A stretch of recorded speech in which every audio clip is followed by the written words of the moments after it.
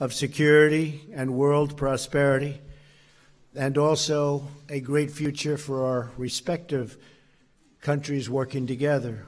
The Prime Minister and I are both committed to strengthening the NATO alliance. Norway has made contributions to the NATO-led mission in Afghanistan, where we are doing very well. It's been turned around, as well as to NATO and NATO's enhanced forward presence in Poland and the Baltic states. I want to thank the Prime Minister and the Norwegian people for their participation in these efforts. I encourage Norway to follow through on its commitment to meet the 2% of GDP defense spending obligation so that together we can confront the full range of threats facing our nations. And I believe Norway will get there quite soon. Norway is also a vital and valued member of the campaign to defeat ISIS. Because of us, ISIS has now lost almost 100% of the territory it previously held not so long ago in Iraq and in Syria. We're grateful for Norway's civilian assistance efforts and generous humanitarian aid to the region. They've been out there and really doing an incredible job. I'm also pleased to share that the economic ties between our two countries are robust and growing. The United States currently has a trade surplus, which is shocking. Do you believe I'm saying we have a surplus? There aren't too many. You're going to have to go back and check your people. But we're getting more and more surpluses all over the world, I will say that. I told that to the Prime Minister. But our two countries are robust and growing. The United States currently has a large contingent of products that we sell and back and forth with Norway. And one of the big products, of course, is our military equipment. I want to thank the people of Norway for their commitment to fair and reciprocal trade, a word that you're going to hear more and more coming from this administration, and it should have come from other administrations before me. Reciprocal trade, which benefits us all. Free nations are stronger when the trade is fair. And trade has not been overly fair with the United States, but we've had that great relationship with Norway. But remember the word reciprocal. In November, we started delivering the first F-52s and F-35 fighter jets. We have a total of 52, and they've delivered a number of them already, a little ahead of schedule. It's a $10 billion order. Norway also invests about 1/3 of its sovereign wealth fund in American businesses, supporting hundreds of thousands of American jobs. They're very big investors in our stock market, and therefore the Prime Minister thanked me very much, because their market is, you have done very well with your investments in the United States, right? Thank you. Norway's commitment to mutually beneficial commerce is a model for other nations, and it really is. It's an amazing country.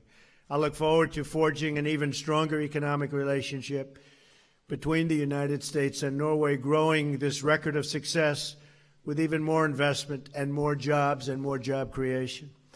We're also proud of our increasing cooperation on health and health security, and also on biodefense, very important to both countries.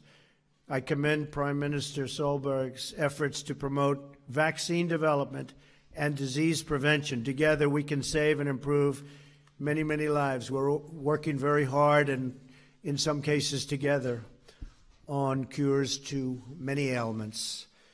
Prime Minister Solberg, I want to thank you again for joining us at the White House. For decades, Norwegians and Americans have stood side by side against common threats to our freedom, our security, and to our values.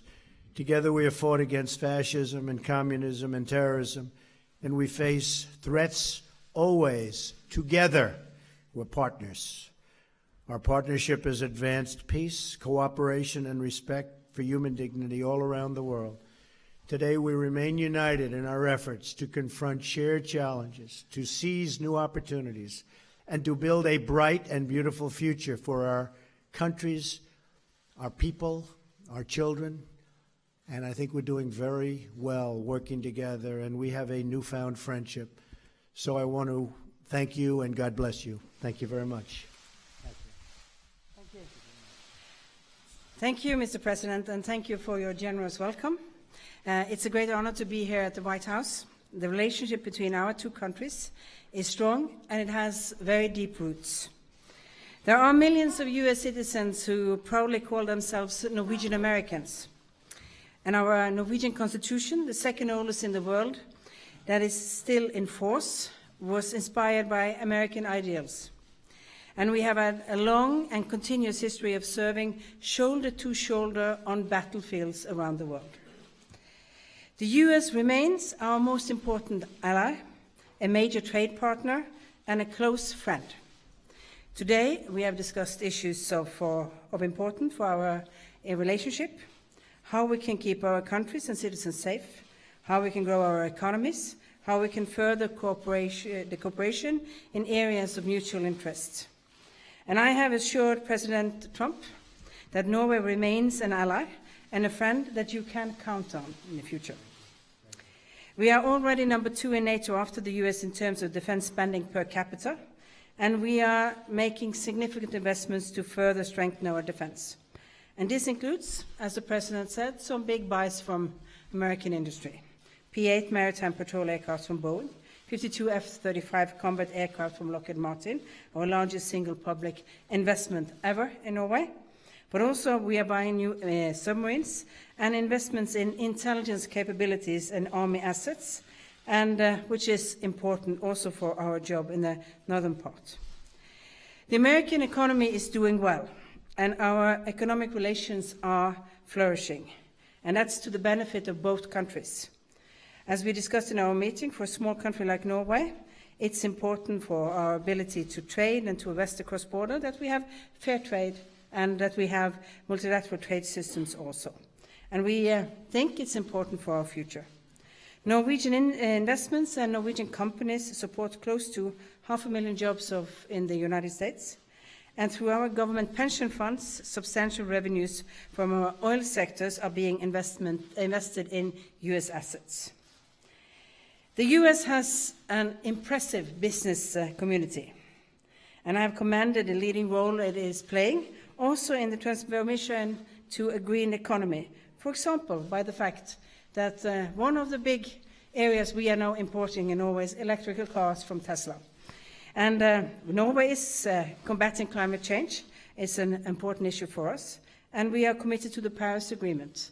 But it leads to businesses, and it leads to American businesses also selling cars in Norway. At the same time, the green economy is an area where we see tremendous economic and business opportunities in the future.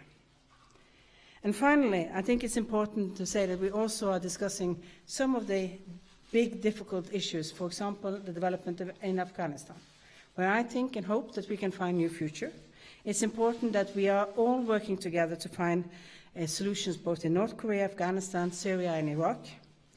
And since September 11, 2001, Norway has contributed to a range of missions and operations, including the fight against ISIS. And I have assured the President that we remain unwavering in our commitment to the fight against terrorism all over the world. So, Mr. President, I am looking forward to future cooperation, and thank you for a very fruitful meeting. Thank you. Thank you. Okay, some questions. How about Sarah Westwood? Where is Sarah? Sarah, thank you. Washington Examiner. Yes, thank you, Mr. President. Yesterday, in a meeting with lawmakers, you said that you would be open to signing just about any immigration deal that bipartisan group of lawmakers sent to you. That's right. Would you be willing to sign an immigration deal that ultimately does not include funding for the border wall, or would that be a red line for you? No. No? It's got to include the wall. We need the wall for security. We need the wall for safety. We need the wall for stopping the drugs from pouring in.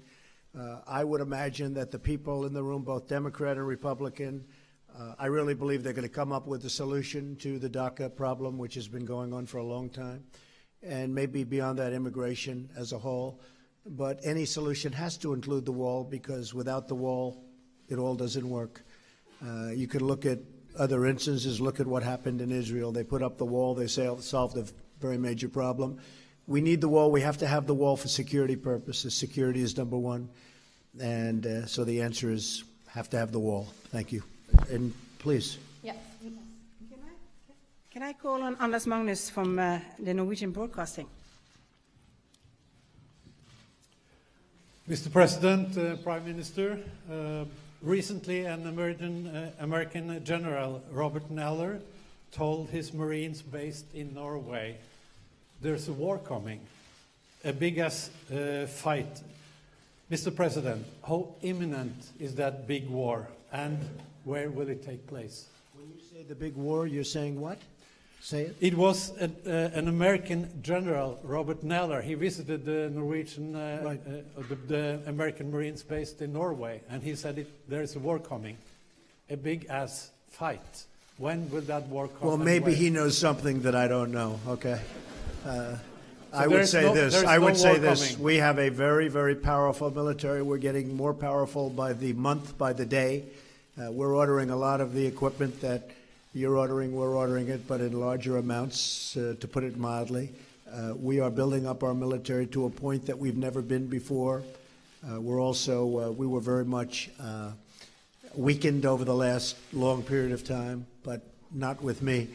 No, I don't expect that. I think we're going to have, because of strength, peace through strength. I think we're going to have a long period of peace. I hope we do. We have certainly problems with North Korea, but a lot of good talks are going on right now, a lot of good energy. I see a lot of good energy. I like it very much, what I'm seeing. I just spoke this morning with the, as you know, with the president, President Moon of South Korea. He had some really great meetings. His representatives had a great, great meeting. And I had some very good feedback from that. So hopefully a lot of good things are going to work out. No, I think that we will have peace through strength. Our military will be stronger than it ever was in a very short period of time. And that's my opinion. That's not the general's opinion, but I think my opinion counts more right now.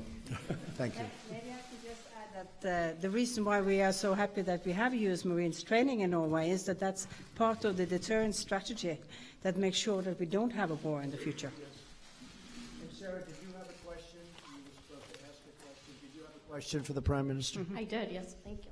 Madam Prime Minister, President Trump has said that the investigation into Russian collusion makes our country, quote, look very bad.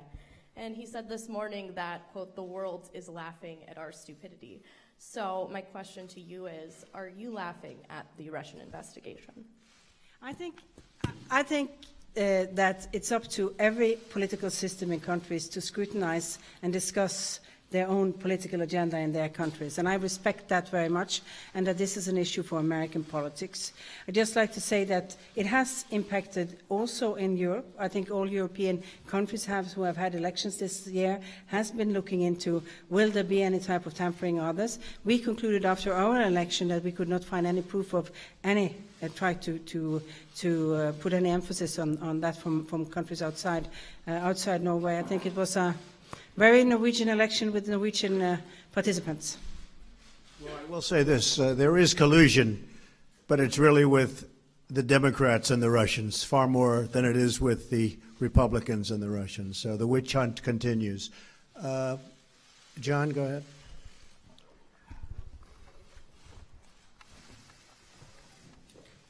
Thank you, Mr. President. I also have a question for the Prime Minister, but if I could address the President first. Sarah brought up the Russia investigation. Your legal team, sources have told us, believes that in the next few weeks, the Special Counsel Robert Mueller will ask for some sort of an interview with you, your legal team believes, as part of wrapping up his investigation. Are you open to meeting with him? Would you be willing to meet with him without condition, or would you demand that a strict set of parameters be placed around any encounter between you and the Special Counsel? Well, again, John, there has been no collusion between the Trump campaign and Russians, or Trump and Russians. No collusion. When I watch you interviewing all the people leaving their committees, I mean, the Democrats are all running for office and they're trying to say this, that, but bottom line, they all say there's no collusion. And there is no collusion. And when you talk about interviews, Hillary Clinton had an interview where she wasn't sworn in, she wasn't given the oath, they didn't take notes, they didn't record, and it was done on the 4th of July weekend. That's perhaps ridiculous, and a lot of people looked upon that as being a very serious breach and it really was. But again, I'll speak to attorneys. I can only say this, there was absolutely no collusion. Everybody knows it, every committee. I've been in office now for 11 months. For 11 months, they've had this phony cloud over this administration, over our government, and it has hurt our government. It does hurt our government. It's a Democrat hoax that was brought up as an excuse for losing an election that, frankly, the Democrats should have won because they have such a tremendous advantage in the Electoral College. So it was brought up for that reason. But it has been determined that there is no collusion, and by virtually everybody.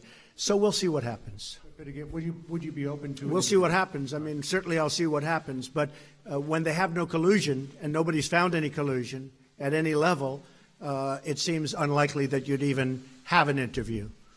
And Madam Prime Minister, Norway shares a small but strategic border with Russia. President Trump's position has been it's better to try to work with Vladimir Putin, if possible, than to work against him. Mm-hmm. Where do you come down on that idea of better to work with Putin than to not work with him? Well, I think Russia is an important player in the international world, and I don't think you can not work with and talk to. But on the other hand, it's important to say that we have aligned with all the sanctions, as the European Union has done, and as a member connected both in NATO and interconnected to that. And we have also suffered some economic difficulties in some areas in Norway based on those sanctions. But on the other hand, we have a very good relationship with Russia over that border area, where we do have very much free movement of people, special zone of people moving to and fro. We have very large cooperation on sustainable fisheries in this area. It's the biggest cod area in the world with a sustainable resource, and we do patrol it, we do work together. So we think it's important to do two things at the same time. Yes, the international law is firm and clear. There was a break of that through the annexation of Crimea and the situation in Ukraine, and we do stand by all of our allies with that. But at the same time, as a neighboring country, we do day-to-day work on things that we have to solve for the people and the economic activity that is in that area, and which is a fragile area for the whole world. Just to add to the answer, I think it is much better to work with Russia. It's very much better having to do with North Korea, where we currently have a problem that should have never been my problem. This should have been a problem solved many years ago when it was much less dangerous, but it was given to me along with a big mess of other things. But I will say this, I am for massive oil and gas and everything else and a lot of energy. Putin can't love that. I am for the strongest military that the United States ever had. Putin can't love that. But Hillary was not for a strong military, and Hillary, my opponent, was for windmills, and she was for other types of energy that don't have the same capacities at this moment, certainly. So I just want to say that it's a lot better to work with other countries. We're working with China or North Korea. We're working with various other countries, and I think we're doing very well. We had a great talk, as you know, and as you reported. We had a great talk this morning with President Moon, and I think that a lot of good things are happening. We're going to see what happens. But working with other countries, whether it's Russia or China or India or any of the countries that surround this world and encompass this world, that's a good thing, John. That's not a bad thing. That's a very good thing. Okay? Okay, go ahead. From Aftenposten. Mr. President, Prime Minister, Norway strongly supports the Paris Agreement and have expressed regret that you have decided to leave it. What could persuade you to remain, and what kind of common ground did you find in your talks today on this topic? Well, it wasn't a major topic, I must tell you. We talked about other things, including mostly trade, but I will say that the Paris Agreement as drawn and as we signed was very unfair to the United States. It put great penalties on us. It made it very difficult for us to deal in terms of business. It took away a lot of our asset values. We are a country rich in gas and coal and oil and lots of other things, and there was a tremendous penalty for using it. It hurt our businesses. According to some estimates, we would have had to close businesses in order to qualify by 2025, whereas, as an example, China by 2030. They don't kick in until 2030. Russia, someplace in the mid-1990s, that was their standard, and that was never a good standard because that was a dirty standard for the environment. It treated the United States very unfairly, and frankly, it's an agreement that I have no problem with, but I had a problem with the agreement that they signed because, as usual, they made a bad deal. So we could conceivably go back in, but I say this, we are very strong on the environment. I feel very strongly about the environment. Our EPA and our EPA commissioners are very, very powerful in the sense that they want to have clean water, clean air, but we also want businesses that can compete. And the Paris Accord really would have taken away our competitive edge. And we're not going to let that happen. I'm not going to let it happen. And if I just might add that there are business opportunities in this, as we talked about during this, because we have strict regulations on to reach our Paris targets. That means that we have very strong policies for environmental friendly and climate friendly technologies, and which is a small part of why the United States now have a surplus in the economy towards Norway. So you never miss up on a good opportunity with good environmental standards. One of the great assets of Norway is a thing called water, and they have tremendous hydropower, tremendous. In fact, most of your energy or your electricity is produced by hydro. I wish we'd do some of that, but hydropower is fantastic, and it's a great asset that you have. Thank you very much. Great honor. Thank you. Mr. President, isn't the special counsel still determining whether there was collusion, sir? Thank you very much.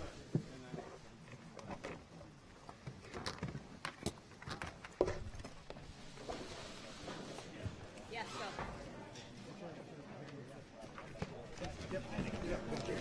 Gotcha. Good.